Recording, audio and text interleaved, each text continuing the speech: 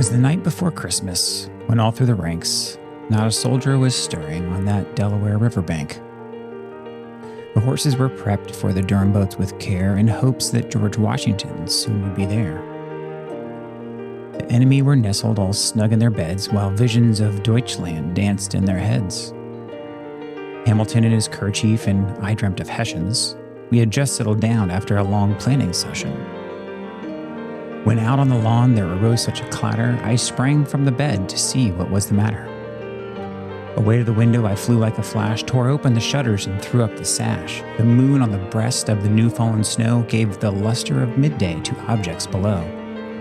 When what to my wondering eyes should appear but General George Washington and 4 brigadiers.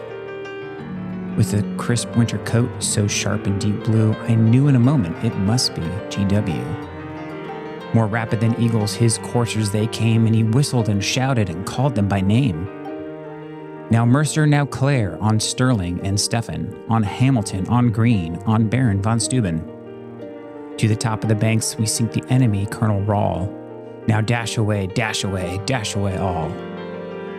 As dry leaves that before the wild hurricane fly, when they meet with an obstacle mount to the sky. So up to the riverbanks his coursers they flew, with plans for a crossing, and George Washington too. And then in a twinkling I saw with my lamp the stirring and shouting of a future aide-de-camp.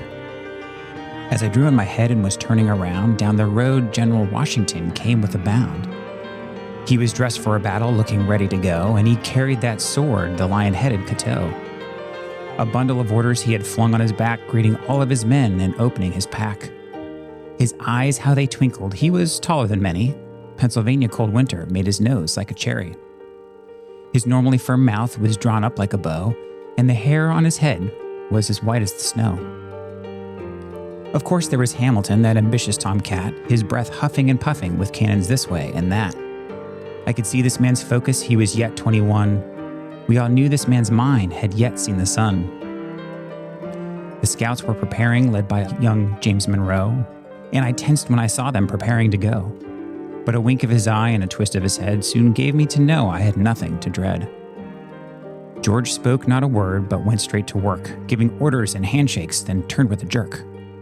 And laying his hand upon his three-cornered hat, with a nod and a whisper to his horse with a pat. He sprang to the shoreline, lists of naughty and nice, and away they all rode, avoiding the ice. But I heard him exclaimed, as he drift out of sight, Happy Christmas to all, and to all a good night. Merry Christmas from Walk with History.